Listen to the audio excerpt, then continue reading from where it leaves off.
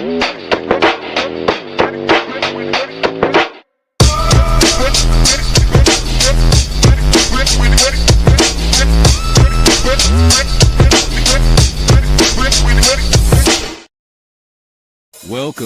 kayak anglers. You are tuning into the Paddle and Fin Podcast Network, kayak fishing's best network of shows with great hosts covering all things kayak fishing, bringing you special guests covering topics such as shore fishing, river trips, gear reviews, angler profiles, tournament news, and more. Sit back, relax. Let's do this. You're watching Chasing the Tide, your saltwater connection on the Paddle and Fin Network, dedicated to gathering and providing wisdom, knowledge, plus spin a few stories from time spent on the water. Saltwater fishing, updates by the baddest dude on the Gulf Coast. Now let's join the one and only devil dog himself, Dustin Nichols. Hey, what's up, everybody? We're back again with another live. We're going to recap the Jacksonville stop of the Florida Redfish Series here. We got a great deal lined up tonight. We got the top three finishers of the event. We got Choo, Travis Goodale, and Marcus Rennick in the house, bringing them on right now. We'll get everything rolling. What's up, fellas? How's it going? House now. What's going on? Jesse Laspierre's all good evening, everyone. Great to see you and hanging out with you while you were in Jax. Yes, sir. It was good times over there, Jesse. We're going to see what we can do, get this show on the roll here and talk a little bit about the tournament itself. And then, man, I don't know about y'all. I got over there late Tuesday. I had 3 days to mess around in that area. You know, I am from around that area. I lived over there when I was younger in Jacksonville and Brunswick. So I was kind of familiar, but I have never kayak fished it. So I needed the time on the water to search some areas and check out launches and run around and just have a good old time. But, dude, I'm telling you, the weather prior to the event was freaking epic. Oh, yeah. You know, that's how it always is. Yeah, super calm. It was, dude. It was insane. And I was like, dude, and then tournament day, the first time I saw the forecast was about 9 days out. And I was like, man, I really hope this changes. This is a, you know, it's 9 days out. It can change, but they were showing like 20 to 30 higher gust. And damn, if they wasn't right. It's always like that in Jacksonville. It's nice all week. And then on Saturday, it's always blowing. Yeah. Yeah. So what did that take into effect? All that wind, Travis, were you in the area where you were fishing? How did that affect your day on the water? All of that wind. You know, honestly, the morning was really nice. I got a really good bite in the morning, caught that fish and got DQ'd, and I was kind of bummed. You know, I was like, man, that fish probably would have been like perfect 27, but I kind of fought it out. The day before, I found some fish in the area. And I knew they were there. A buddy hit me up the night before, and he's like, hey, man, I got Friday off. You want to go fishing? I was like, man, I was going to go pre-fishing on the kayak. And he's like, well, we'll just go in the boat. So, you know, we got to cover a little bit of ground. And, yeah, we found those fish. But it wasn't until late in the day. So I was planning on kind of just staking out the area so no boats got in my spot. Yeah, for sure. And yeah, so I caught one fish probably about 10:30 in that spot. And then the wind started picking up. And I was like, man, I'm just going to power pole down right on this oyster bar. I know where it's at. And yeah, I power pulled down, and it kind of worked out great because usually it'll spin your kayak around. And, you know, you got to fish out the back of the kayak, you know, stand up. But no, the wind kept me like straight bow into it. And yeah, I just kind of poked some fish out here and there, and, you know, it was nice, man. It was a good bite all day for me. And you fished in an area kind of off of the drive area. Oh, yeah. So I fished Simpsons Creek. Simpsons. Yeah, okay. I mean, it's a pretty known spot. Right. Kind of a paddle either way you go. It's a tough launch. But I honestly don't fish there a lot. It was kind of like, my buddy's like, the fish are here. You going to come here? And I was like, I don't know, man. I got some other spots. But as soon as I seen the forecast, I was like, yeah, I'm going there. I think I'm going there. Yeah, Chris, you had a game plan. I had pulled up, I think Friday morning you were pre-fishing an area too. You kind of stuck to your guns over there, and man, damn if it didn't pay off for you. Yeah, and that was the first time I've ever gone in that direction. It always seems like that the crowd goes one way, and there's always a choice to go the other way. And I've never done it. Always see a lot of the tournament boats zipping down that way though, and I knew that it'd be a little bit of a risky pedal in the wind, but once you get around the corner, really not too bad over there. Not too bad where you were at. I took my chances on that. It worked out good on Friday. So I said I was going for it on Saturday. I knew it was southeast wind. Sounded like I could at least get some protection on one side of the creek, at least, I don't know if anyone else thought the wind felt a little more east than southeast, but by the afternoon it did. Oh yeah, it definitely felt like it had some straight more. Out the east. Yeah. Boy, the fish stick cruising the house from Marcus, dude. Hey, man, I saw that video of y'all. Y'all was getting ratchet under that bridge. Hey, we do everything together, brother. Every little thing, man. I wish I was out of launch with y'all. I'm gonna tell y'all, I saw the picture of that bridge in the background. It's a single span bridge going across kind of high, and I was like, I don't know where that's at. Maybe that's Palm Valley. I don't know. No, it was literally right. The boat ramp where everyone was launching, we were right across the street. Y'all were across the street underneath it, right? Travis gave up his spot, so we'll give up ours. Yeah. So y'all launched on the opposite side then. Okay. I was like, one of them single span bridges. Yeah. Well, we had to let the boaters know we were there, Yeah. Oh, yeah. Oh, yeah. Nice. Oh, yeah. So you fished kind of the same area up in there off of Hector. The wind factory in any to your so like pre-fishing we went there and we didn't catch anything. I caught like one red that was 15 inches, but towards the end of the day, me and my friend Taylor, we started seeing them.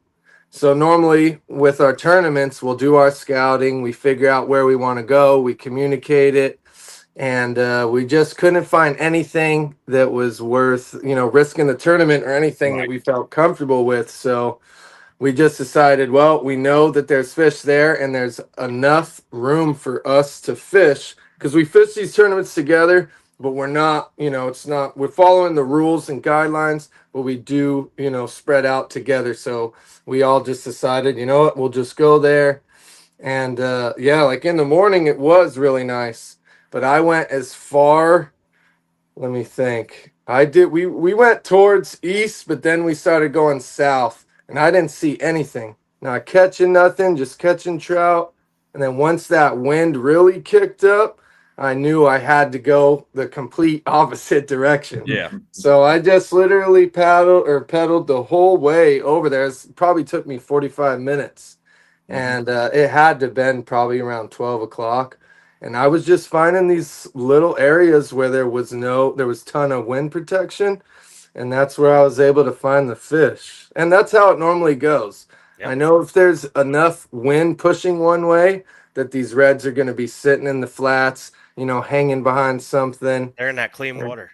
Oh, yeah. Perfectly clear. That's how I was able to sight cast them. So, yeah, I got lucky for sure, I think, because it was those were the only two fish I found the whole day.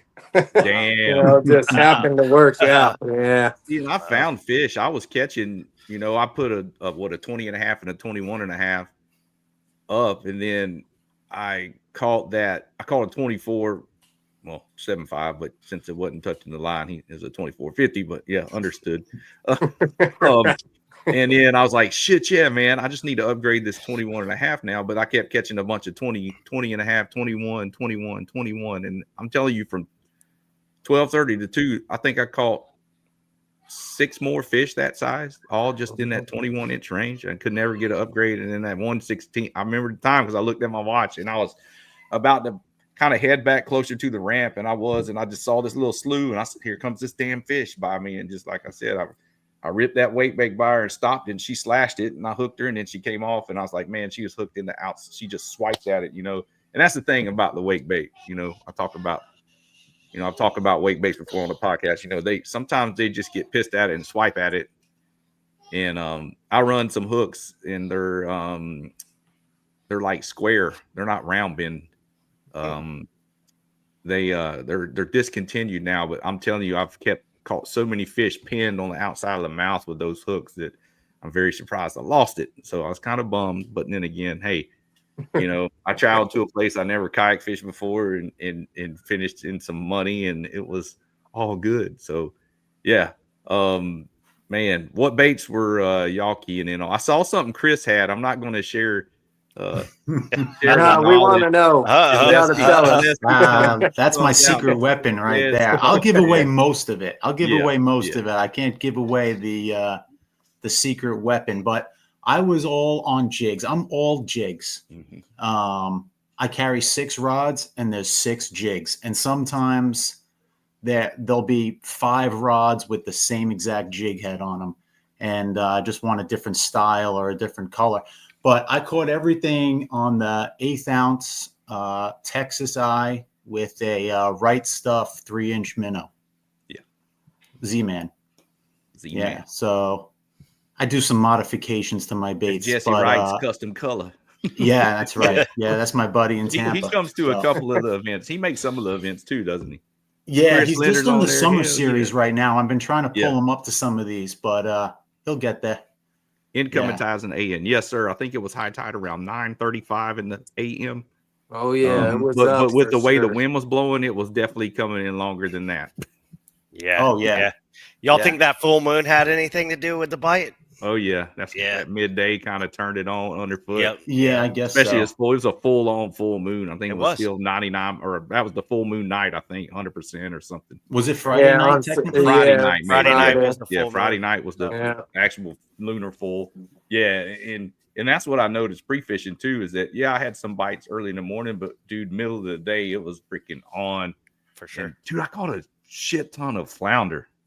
Yeah. Oh, they're everywhere. Springtime's good for us. Kept trying to say at the captain's meeting, I wish a lot more people would have showed up, because even though we have some big events over here, we always have side pots, man. We always have a spot pot on top of the big red. And in a CPR event, you just measure that left side of the fish. Person with the most spots, wins the spot pot. We have them too. And I was going to try to get it going at the captain's meeting, but I just didn't see enough people, because I was like, hey, let's all chip in $10 and we'll have a slam pot or a spot pot. But then some people were like, man, I'm just focused. Well, it's just a bite. It's just a bite catch, and I did catch a couple flounder, and I did catch a nice trout. I would have had a nice slam that day. He said the flounder bite was. Chris Linder said, 100% full moon had effect. Damn sure did. Yep. Taylor Cooper, flounder bite was on. It was. I'm talking Wednesday pre-fishing, I had 6. And one of them was 19 and a half, and they were all around 15 or 16, the rest of them. And they were just slamming that little Z-Man prawn star, dude, just in the current along some mud. I'd find some little flats like 2 foot deep off of the points where I was at. I was fishing a little closer to Mayport for that one. And then, man, there's a lot of flounder. Good Lord. Travis, what were you doing? You just hunkered down and just were throwing a paddle-tail at him? I started out in the morning with topwater, and I got a couple swipes from trout, and I was like, man, I'm done with this. Yeah. So then I switched out to some gulp curly tail, 4-inch root beer with the chartreuse tail. Mm-hmm. And I threw that thing until probably midday. And then I switched over to skinny water lure, that green goblin. Man, dude, I went through 2 packs. Like, they were like crushing it.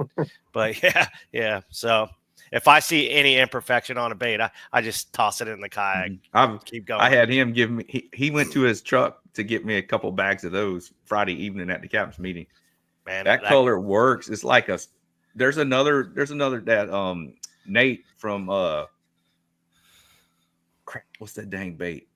The hoodwink. Southern Salt. Duh, man. I get my brain freeze sometimes.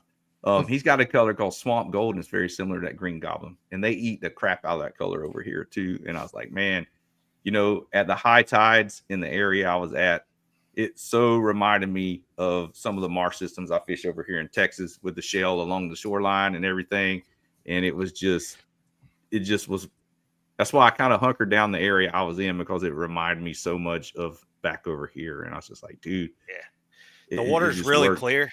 And it's really clear in Simpsons always, even when summer, when the water's super dirty here.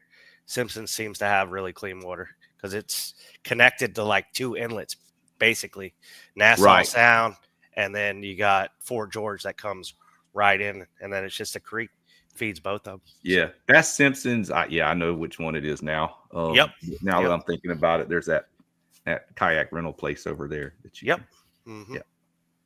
That's a pretty cool little area. Yeah. I know the spot you're talking about now, the kayak rental. Yep. I saw the kayak rental on Google Map, and I was like, kayak rental. Is there a lot of traffic? A lot of kayaks? It depends. There's a lot of jet skis that come through there. There's quite a few kayakers, but it's kind of a trek, and most of the time the kayak rentals, they're just breezing right by. You don't have to worry about them. Yep.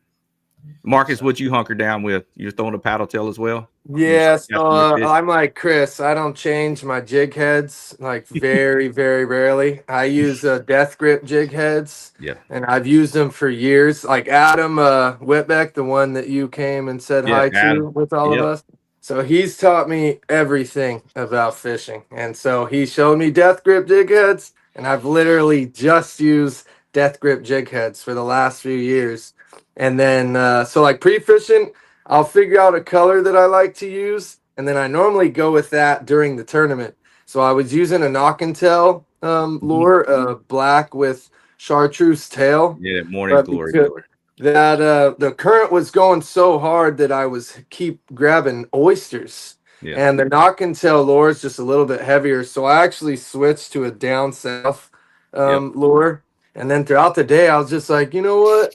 Maybe they just want something natural. So I just switched to a down south white one. Never used them before. I've never used down south lures ever. Till Mike Fossey, there you go. There's a true believer now. The white one actually. Well, I'm just saying, not to just. I know the down south lure was lighter because I pre-fished with it, and I couldn't really work it too well. But I knew that the tide was going out, and I didn't want to hit those oysters. And so that I would say down south lures with an 1/8 ounce jig head in, skinny water on a tide like that, man, they were perfect, And the white one, thinking maybe they wanted something natural, both the reds hit it but missed it, but it kind of went right on their side and they just went after it again. So I think if I had used something with a bigger presentation, that may have even spooked them. So maybe with that down south being just a smaller profile, I think that's what definitely did it. A lot of times I'll throw the burner shad. I don't know if he sent some of them over. That's the little smaller one. Then there's the original, and then there's a supermodel. I throw down south a lot. Mike Bossie's a great supporter of all events and everything over here. And then he came on as a title sponsor with the FRS this year as well. Can't thank Mike enough. He's a good dude. Always coming out with some killer colors, and then Coastal Marsh does some great custom stuff with them as well. There's Chris from Skinny Water right there. What's up? Catching up. That's not an oyster. That's a fish. Yeah, we call them oyster fish. Oyster fish. Hi, son. Love my fisherman. There's Darla Anderson. Yeah, that's my mom right there. Yes, ma'am. There you go. Proud of him. Scott Parrish, congrats. What's up, fellas? Mike Dunning. Yeah. Got a little bit of people on tonight. We're on different platforms. We're on my personal page, the Chasing the Tide page, the Paddle and Fin page, and the Paddle and Fin YouTube. So I might not get to all of the comments because I'm not running on YouTube as well. I'm just running straight off the StreamYard, and I'm just trying to keep up with it. Yeah, you got a lot going on. Oh yeah, it's all good, man. So down south for you. I had reached James Aldridge was on our list. I guess he couldn't make it tonight. I was hoping to get him on as well and see. I know he had a couple fish right at the last minute by the ramp. like 60 yards from the launch point where it helped him put him up in the 4th place. The he thing said that 6 minutes he had one. Or 6, right? Yeah, it was 6 minutes. Yeah. The thing that drives me crazy is like all the tournaments that we have are all based out of Sisters Creek, so they release all those fish right there live. Yeah, all these redfish tournaments, and they don't go far once they're released. So that's why I think a lot of people, they launch straight ahead, straight over there and fish all those bays, which I fish there often. And I don't know. I don't like it back there. Yeah. Mike Dunn said it's past his bedtime. See, we get that. Yeah. I might agree. I don't know. It's almost past mine. Who we got there? Me and Krigo coming to represent for the elite. Yeah. They coming over here. Y'all get on over to Texas and I'm going to show y'all what's up. Nah, I'll give you some juice, a little bit of juice. But I'll see y'all at May 31st at the Boomtown event. I'm definitely going to be there. I already paid my entry fee. I'm in. So, yeah. But, yeah, that was a fun event over there in JAX, man. It's good times, getting to meet everybody, meet some new people, that we're all the same. We appreciate the fisheries we go to. I'll keep some fish here and there, but I'm a big trout aficionado. I love to chase those big girls, man, over here, and I love to see them swim away and still have a fishery for future generations. Anything else going on over there, Travis? As far as tournament prep or anything, just kind of the pre-fish that led up. Just you had your mind set on that spot with the wind conditions, or so I almost didn't fish. I was I just moved into a new house a couple of months ago, and I was out prepping all my stuff, and I lost my ID and the ID holder. So I was like, man, dude, like, I don't know what's going on. Well, luckily, a friend of mine had an extra one, let me borrow his holder, and then I got an ID, like a little loaner ID. So I was like, all right, I guess I'm going to do this. And yeah, I mean, buddy hit me up. We went pre-fishing. I had a few spots in mind. I like the tide. But as soon as I seen that wind, I was like, oh man, I'm not trying to go fish these spots. Yeah. But yeah, I mean, I'm kind of over like pre-fishing, like not to sound cocky or anything, but I know the spots. I know where the fish are most likely going to be. You don't want to go sore lip a bunch of them. Yeah. I mean, I'll test my luck. But that's I didn't fish Friday. I just rode around, and Chris saw me that when I was riding around and seeing where everybody else was fishing. That's exactly what I did. That's a good tactic. That's exactly what I did. You were car sighting. I did, and I'm good at that, I guess. So, Chris, I met you last year at the Panacea Stop. Man, I wish I could make that again this year. And just your enthusiasm, everything kind of rubs off on everybody. And I want to say, big props to the win there. You were due for one because you damn sure put in the work, man.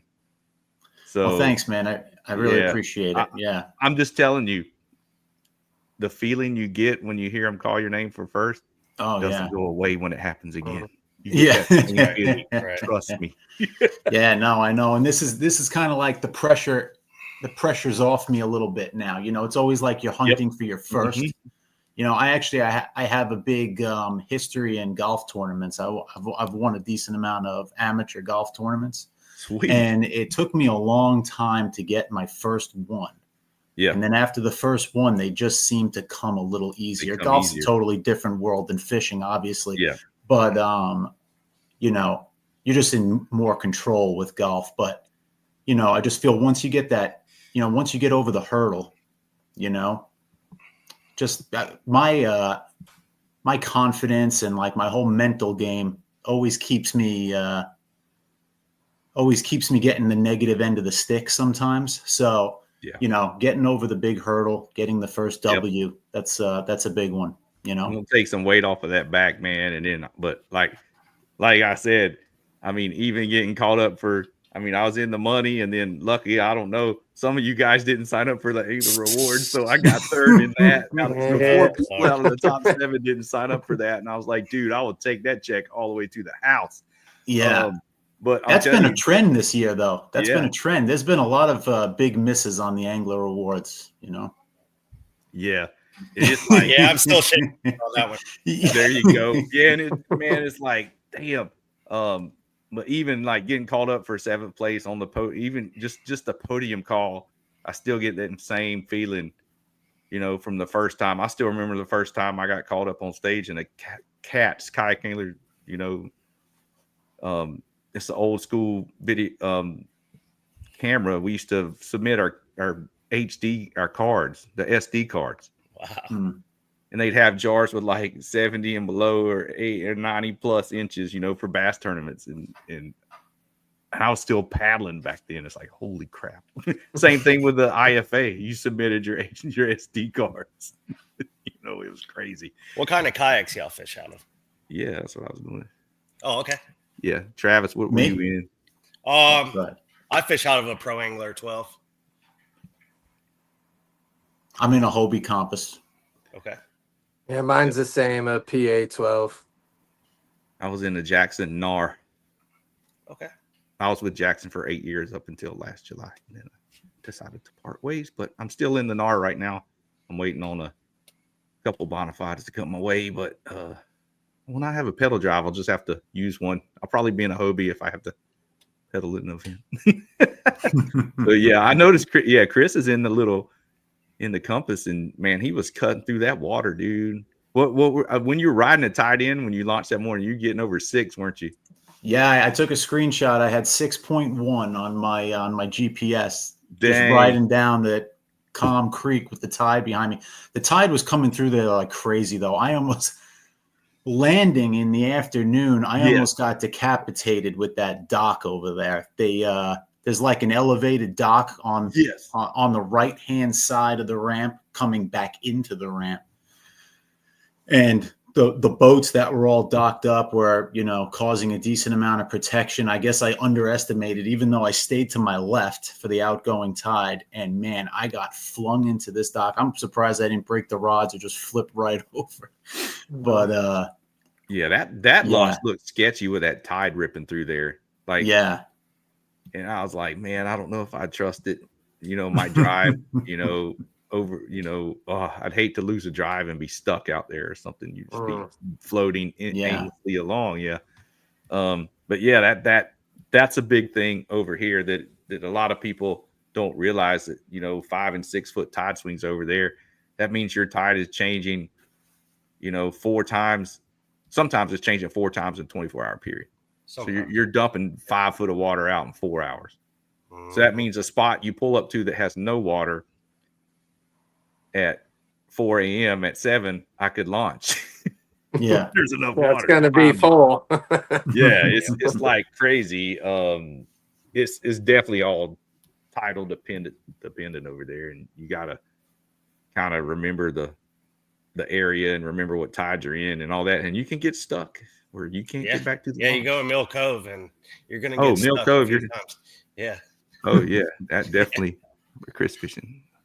Oh, you fished out of an inflatable kayak in Ozello. Oh yeah. So Mike's probably one of the first big kayakers I met. I didn't even. It took me a minute to recognize him again. Once I saw him in the Florida Redfish Series. We met at the Ho Ho Ho in Ozello Keys Marina. That's probably like annual one they have every year in December, right? Yeah. And it was probably like this Christmas coming up. It would be 4 Christmases ago. So it's not even a full 4 years. And when I first moved to Florida with my wife, we were in a small apartment and I just had an inflatable kayak, and it wasn't much more than like a $200 Walmart inflatable kayak that I had the milk crate in the back with a few rod holders. But let me tell you, the thing got it done, man. And it was fun when you hooked up to some decent fish in that thing. Yeah, I imagine you get drunk all over the place in that thing. I sure it ain't gonna be over all that oyster and JAX with that inflatable. Yeah. Oh Jesus, yeah. Yeah, that wouldn't be a good one over there. That probably would. I don't know about that. So, how many qualifications did they roll down automatically for the TOC? Was it 2? 2, so yeah. You, Chris and Travis, y'all both qualified for the TOC coming up in November in Panama City for the Hobie Saltwater Series. Yeah, I was kind of surprised there weren't more people over there fishing that event, like some of the guys that would fish the Alabama or Louisiana events coming up. I thought some more people would have been over there trying to get some points in Jacksonville. So yeah, and then I'm stoked. I'm ready for that. That first one will be Paddle Palooza coming up. The next qualifier is in Louisiana on April the 26th. It's the Bayou Coast Kayak Fishing Club. That's one of the oldest clubs in the country. That'll be out of Grand Isle on April 26th for that Paddle Palooza. I was kind of bummed. I got an email like shortly after it was posted up on the Florida Redfish Series, and it was from some guy. I guess he deals with the Tournament of Champions or whatever, and he was like, "Yeah, I think you're gonna have to, in order to qualify, because you didn't fish the first event, you're gonna have to fish another event." And I was like, "That's not what was explained to me." And I kind of, got kind of upset with him over an email, and he said, "Oh, I'm gonna have to get back with you." And then he emailed me today, and he's like, "You're good to go, man. You don't have to fish no more events." Yeah, that's automatic if you're first or second, right? That should be an automatic qualifier. It's the other ones that you have to fish. If you don't win an event or get second in an event, it's like the top 50 or whatever they're taking. So, do y'all know what the targeted species were? Was it like trout and flounder? The other one, since trout? Bayou Coast ran that one, it was reds and trout. That's what this one, since it's in Florida, I don't know. I think they'll vote on it. I think that's what they do, maybe, because it's basically ran by all the local clubs, and they take votes on everything. And I know motors will be allowed. I've heard that, which I'm thankful for that. But the shotgun start at the location. Here's me being outspoken again. Okay, yeah. That marina. We talked about this. That marina sucks down there, and to have 50 kayakers try to launch from there, and just, oh my gosh, if a norther comes through, then it's going to be ugly. Wow. I just know, I like Roadrunner events so much better, where you can spread out and you ain't got to worry about everybody and then parking and all that mess. But it is what it is. I'm gonna fish it regardless. I'm not gonna get out there no shotgun start. I'll hang towards the back, like it's all good.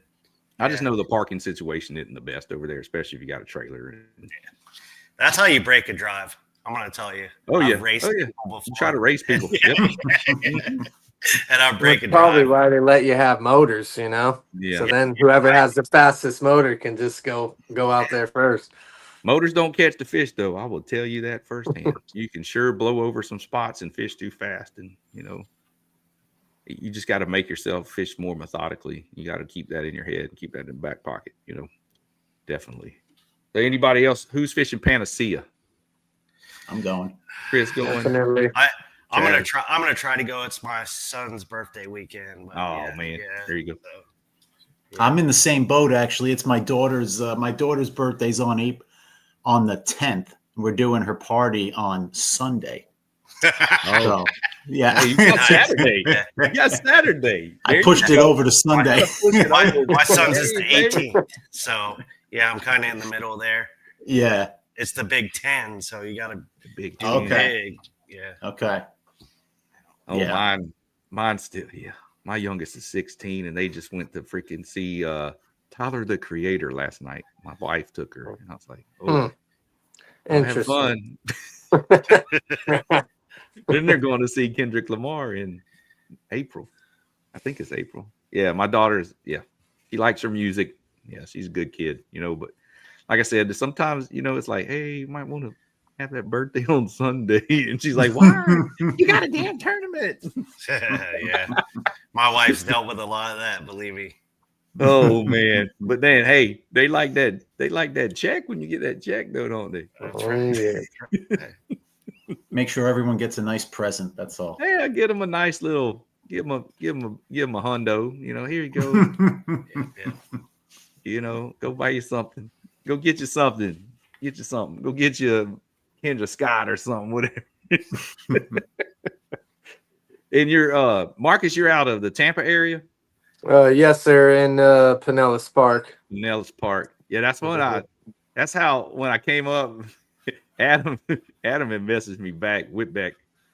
He's part of the crew that went over there with the fellas with Marcus and them. They fished all together and everything. And I don't know if y'all know Heath from Yak Tribe, but that's what I remember Adam from some of the old Yak Tribe tournaments when it was, I mean, this is years ago. And I remember his name, and then Heath would share some of his stuff and everything. So I knew the name, and that's why I was like, who's Adam? I wanted to meet him in person. He thought he was he's like, man, I thought I was in trouble. Some dude, this old freaking little sawed off little bastard with tattoos coming looking for me.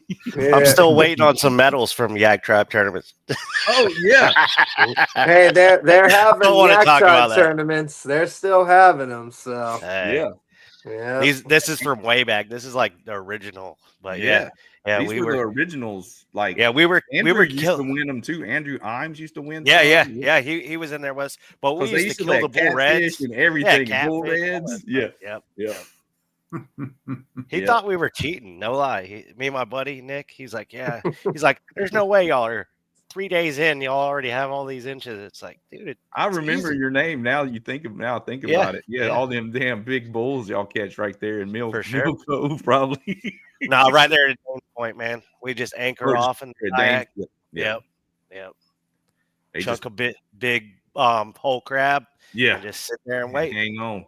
A lot of beers. That's the difference in Yak Tribe events. They let you use artificial or live. Yeah. So of course, all the guys selling crab, they're your top one. Yeah. Dude, I don't know. That's like that catfish dude. Like, oh my god. Oh, that catfish. It was hard to compete with him. Yeah, he was. Yeah. He was hard to mess with, man. It was like crazy. I remember getting the top 10 and I was like, okay, this is cool because these other catfish guy was smoking it or something. I was like, good Lord. But man, that's what it is. If y'all can make that Gulf Shores, the Mobile Bay kayak fishing, the 5 River Throwdown, that's going to be a fun event because there's some spots over there that there's some giant bulls. I don't know what I think it might just be slot events, but just pre-fishing over there. There's a couple areas you got slot shots at 45-inch plus reds, like crazy. I've caught some giants over there on the crankbait, dude. Freaking stupid. Dude. It's an artificial bait only tournament. Yeah, it's artificial only as well. Yeah, all of the Hobie qualifiers are all artificial only. Yeah. It'll be fun. I'm looking forward to the one over here. So if any of y'all come to Texas, I want to make that 16-hour drive. Let me know. 16-hour drive or flight, Or flight. And you gotta fly. To get a kayak. Yeah. Motors allowed too. We're gonna be all over. And then I know that one for sure. We're gonna have over 150 people in that one, the Texas one. It's gonna be a big payout. Wow. Yeah, because normally that event's a Hobie owners tournament. Fin Factory out of Corpus puts that on every year, and they clear 150 easy. But now, being in this a TOC qualifier, it's a all owners tournament, so it's open to any brand of kayak and qualifier for that Hobie event. So it's going to be a fun one down there in Laguna Madre. Yeah, that time of year is pretty dang good down there. It's not blowing 30, but hey, we just dealt with that in Jacksonville, so it's all good. Oh, somebody said, who's that? Jesse Christopher, Team Kriego. He said he's fine with him winning it. He's hungry for a podium finish. Yeah, Jesse puts in the work too, man. I think you're about due for one, dude. Putting the work together. Just keep your head up, man. Keep grinding. It's all going to come around here. For sure. Y'all got anything else y'all want to add? Y'all want to thank anybody or give some shout outs or anything, Marcus, to the crew? Yeah, definitely to the team for sure. This is our second year at tournament fishing. Last year, I only made probably 2 events.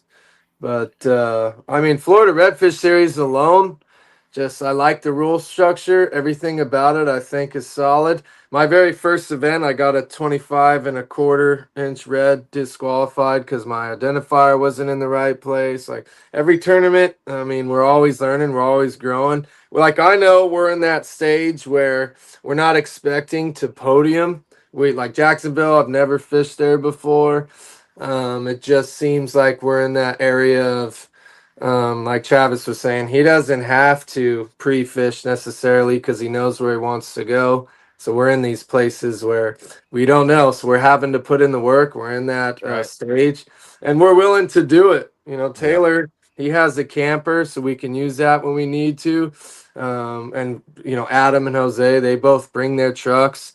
I normally ride with Taylor, at least this year, on the kayak trailer, and we're just kind of keeping it simple. So, yeah, big shout out to the team for sure. We're not trying to like make anything, you know, go crazy, but we really, I think if we can keep, you know, fishing good and putting in the work, then yeah, we'll be in Chris's spot one of these days, you know, because that's what I'm after. Now that I got this third, I want that first place trophy. First place. Oh yeah. Oh yeah.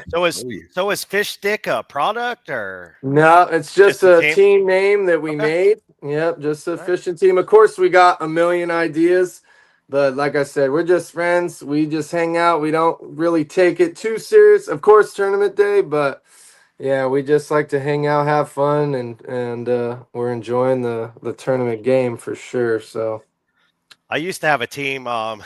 All of them got boats though. I only have one kayak friend that. But yeah, we were Team Flotilla. And Yep. yeah, we killed it here in Jacksonville between us 5 anglers. But yeah, they all moved on to boats, and now it's just 2 of us kayaking. And I got my son in it. My son's had quite a few wins. But yeah, man.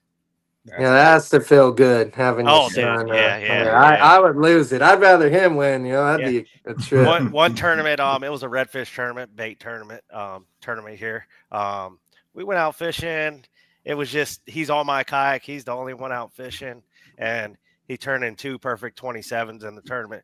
Beat out like 90 something anglers, and they're like, Travis, I don't believe this. I'm like, bro, like I did bait his hook and you know whatever, but he casted it out and caught the fish. So yeah. It was cool. Thanks, straight. Yeah. Chris? Yeah, well, no, man, I just want to, you know, thank you guys for doing this. Thanks for having me on. You know, this is my first podium finish in the competitive fishing world, my first podcast. So this is all, you know, first page of the history book for me pretty much right now. So this is all awesome. I really like it, you know? Yeah, and that's why, like I said, you know, with the other events we've recapped is that, you know, I'm part of Paddle and Fin. I don't put out a whole lot of episodes with just like pre-recorded stuff, but I should. I'm about to put out some. But we have a platform to do this. Nobody else is out there covering the saltwater side of these kayaks tournaments. So I figured it was a good place to start. We have a platform. We're going to do it and give everybody some exposure. That in turn is what it's about, giving back. Thanks to a Florida Redfish Series putting on a great event. You know, it's always cool hanging out with everybody. You know, meeting new people, just like Marcus, Travis. Great to meet you guys and talk fishing and choo-choo train. That's what Albert said.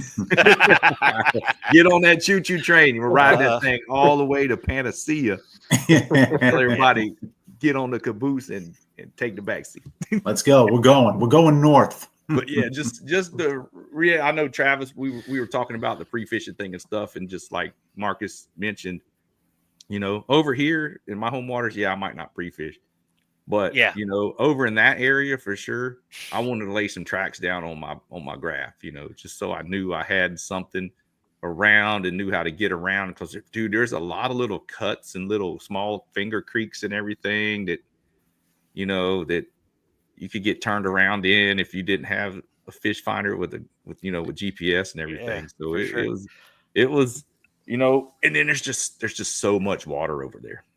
Yeah, I was already looking at like areas in Panacea in case I get to go over there. And I was like, oh my God, like there's only a few like kind of crazy places to even like fish. I'm like, what do I do? But yeah. The boundaries definitely at some videos this year. It seems like they're shrinking them. Every event seems like we're getting just a little bit. Yeah, a little bit I'm worried about the St. Augustine event. I'm like, oh, like where am I going to be able to fish? I hate St. Augustine. I'm going to be probably up towards Fernandina with that one. Since this one went up to the East River in Kingsland, I bet it's probably Nassau somewhere will be the cutoff. That'll be what I would think. they can make the southern border real tight. Just keep the north border open. Keep that northern border open a little bit. Yeah, not totally open, but I mean, keep it at length. Yeah, the further north, the better, Yeah. Yeah. St. Augustine is tough. Yeah, It really is. Yeah. Yeah. Even the guys in St. Augustine struggle. So it's like there's only a couple people that really put out like good fish. Any tournament that's out of St. Augustine, what do? They run all the way to Jacksonville. All the boats. Yep. They run to Jacksonville. So run all the way up there. Yep. Cool deal. James said congrats. Chris, thanks for always hooking it up with the podcast. Yeah, Chris, I need to get you back on, and we need to redo your episode. I recorded an episode with Chris from Skinny Water Lures, and it got lost in limbo. So, oh man, we're gonna have to set up, do another one. I'll have to start putting these things out here, get rolling. So, but yeah, once again, too, I want to thank you guys for coming on and recapping and sharing a little bit about the experience there at the Jacksonville Florida Redfish Series stop. Congrats on the top 2 there. You guys qualified for the TOC for the Hobie Series. Marcus for that podium. Everybody, solid job over there. Good job, everybody. I was glad to share the podium with all of you guys. It was a good event. Man, I just the camaraderie that keeps me coming back too.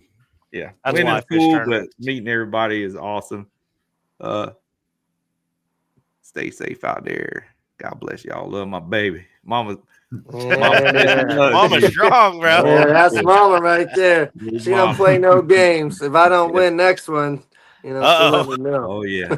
Rest in peace to mine. I know she watches down over my shoulder from up in heaven.